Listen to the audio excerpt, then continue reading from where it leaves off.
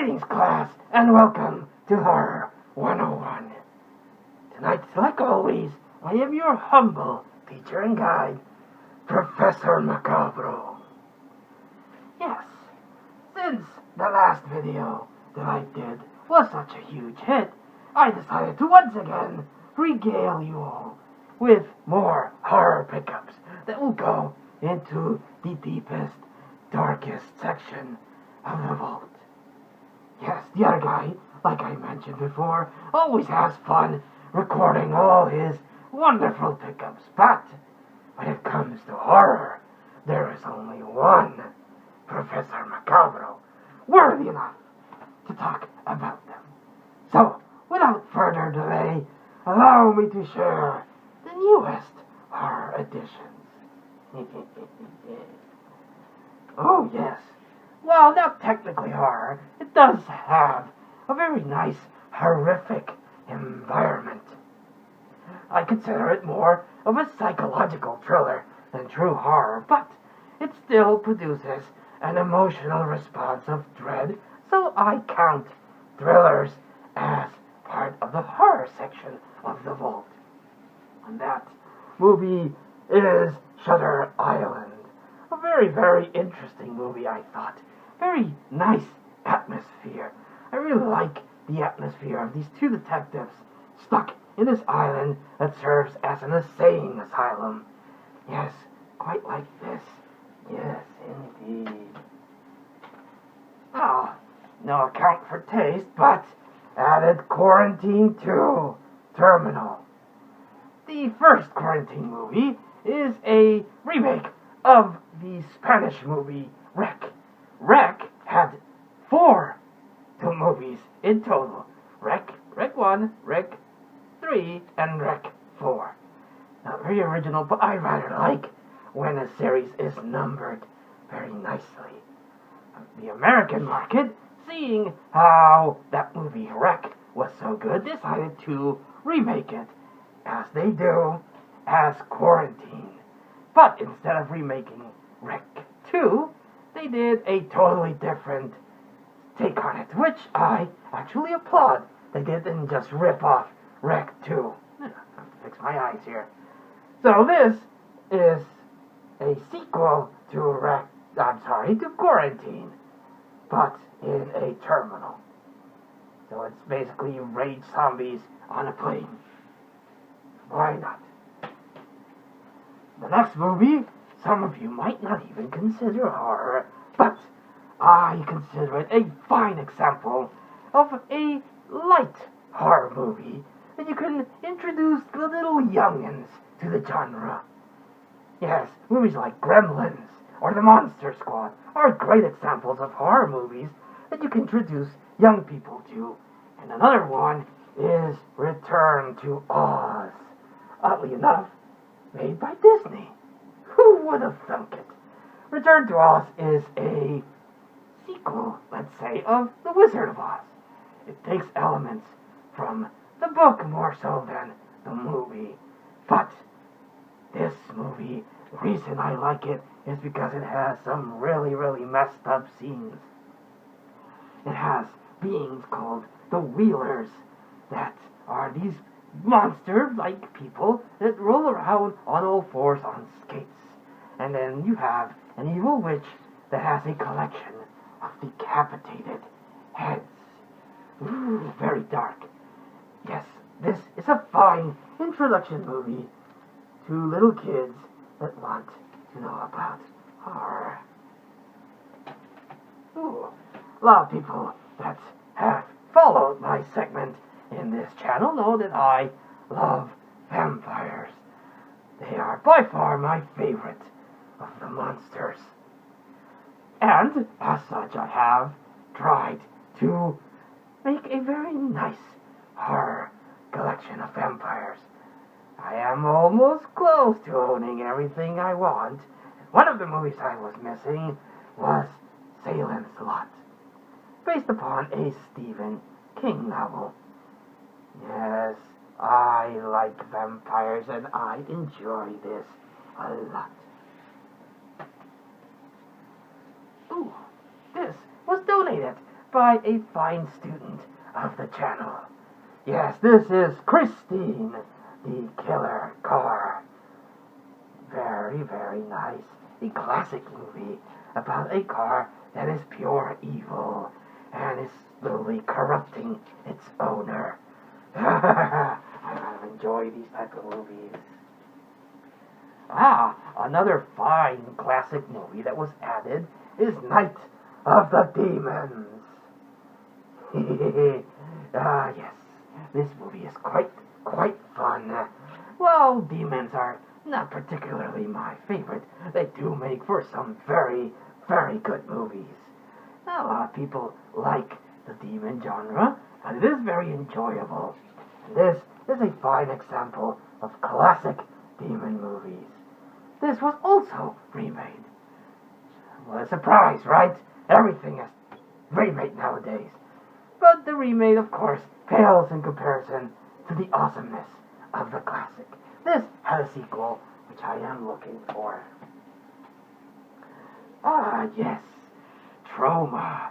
I have been hunting for a trauma movie for a very, very long time. For some reason, trauma movies have been very hard to come by. But I was able to get a trauma movie. Dun, dun, dun. Blood-sucking freaks. The director's cut. The aroma of trauma. Yes, I have had trauma on my crosshairs for a very, very long time. And now I have a movie. Well, not directly made by them. Trauma, besides making their own movies, also purchases other movies from other studios to be released under the Trauma brand. And that is the case. Oh, I don't know what's wrong with my eyes. This is the case with this movie, but very enjoyable movie. Now, I just need to get Nukem High, Poultrygeist, and of course the Toxic Avenger, plus all the other very Trauma War is another good one. Now, this is Dark Ride from the 8 Films to Die For series about a killer in an amusement park. I have not seen this, but it looks very interesting. Boogeyman. This is, I haven't seen it, but by the looks of it, it appears to be some sort I hope it's some sort of documentary with the classic icons of horror. You have your Leatherface, your Freddy, your Jason, your Pinhead, your Chucky, your Michael Myers, your Leprechaun. Well, Leprechaun, I highly don't consider Leprechaun an icon of horror. Puppet Master. Yeah, this looks very interesting. I hope it is. Mr. Romero. One movie away from owning your zombie legacy. Actually, no. I forgot about Survival of the Dead. I was mentioning Day of the Dead, but I am indeed missing Survival. So, 2 more movies to hunt for. But for now, Diary of the Dead is part of the collection. This is Mr. Romero's Richard Zombie movies after Land of the Dead, which was a very good movie, I thought. But this has found footage motif that I don't particularly care for. This I have not seen, but I have heard good reviews about this. John dies at the end. Looks to be some sci-fi ghost thing. Looks interesting. Now this I have seen. This is a Japanese horror movie called Premonition, about a man that encounters an article from a newspaper, and it involves a whole series of events. And he sees the newspaper and wants to alter what happens in the newspaper, but by doing so creates a butterfly effect that unfortunately, creates a whole bunch of stuff. Always be careful with your premonitions, kids. You might unravel a fate much, much worse. But this is a very cool movie. I thoroughly enjoyed Premonition. So super happy to add that. Another movie from Stephen King, Pet Sematary. The first one. There are two Pet Semataries, but this is the first one. Honestly, I am surprised this wasn't already part of the vault. But it wasn't, and it is now. For those of you who don't know what Pet Sematary is, get up! How do you not know what Pet Sematary is? But if for some reason you had amnesia, Pet Sematary is about this evil pet cemetery, where if you bury something in it, it will come back to life. Well, unfortunately, not in its original form. Boy, this movie is right up there in a series of movies with freaky-ass kids. Added Maggie to the collection. Now, yes, this is indeed Mr. Arnold Schwarzenegger on the cover and Little Miss Sunshine, but the movie is about Schwarzenegger's character who has a daughter, Little Miss Sunshine, who is turning into a zombie, and Schwarzenegger wants to protect her daughter. Looks very, very interesting. I am hoping it is very good indeed. Although if it's anything like End of Days, Schwarzenegger's last entry or attempt into horror, I fear for the quality of the movie. Added Angel Heart as well. Robert De Niro plays, well, I don't want to spoil the person he plays here, but, well, the cover kind of does. Anyway, Mickey Rourke is a private detective that is hired to find this missing person, and as he is trying to unravel the plot of this, things gonna take a turn for the worst. I like this movie. I like this movie quite a bit. It's very enjoyable. Actually, all their classic stuff, I enjoy a lot. Very few of the new stuff, actually. The times we live in, I guess. Almost done. Only 2 more movies. This movie I have been searching for a very long time. When I was a wee lad, like I might have mentioned before, would watch late-night horror movies. Sometimes they would pass Elvira, sometimes they would pass really random stuff. One of the movies that I saw left an impression on me because it was about this guy that was killing people. I was like, that's interesting. Long time after that, I was searching for that movie, and I came across it again on TV. And that's when I finally found out the name. And it is The Abominable Dr. Vibes, with the classic icon of horror, Vincent Price. Oh, Mr. Price, how I do enjoy your movies, and I enjoyed this one a lot. So super happy to add The Abominable Dr. Vibes to the collection. And the last one, this is a double dip.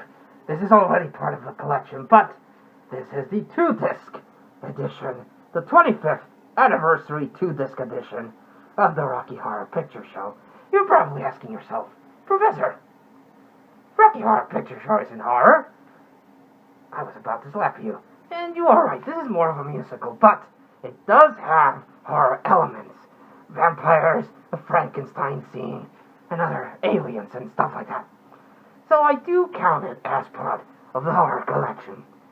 Again, it's not for everyone. Musicals tend to be not everyone's cup of tea. And yes, I will freely admit this movie sometimes is freaking weird, but that's what makes it enjoyable.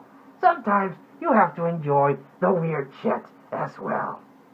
And this is pretty weird and cool. And it has Tim Carey, who was it. So I'm counting it as horror. Damn it! But yes, it is a 2-disc collector's edition, and I like how this looks. Very nice. So, that was the horror collection update for the Vault. You probably have noticed as well that I don't have my typical red shirt, but it was laundry day. And I had to clean that shirt out, so you know that. Avoid yourself a comment. That's the reason why. And it's a skull. See? A war skull. So, it fits the motif. Just don't ask any questions. Just go ahead. So, that was the horror collection update. Lots of awesome movies that I have to watch. I hope you enjoyed me talking about wonderful, wonderful horror movies. Because I rather enjoy listening to the sound of my own voice. So, class, until I see you all again, this has been Professor Macabro thanking you. And like always, I wish you good evening.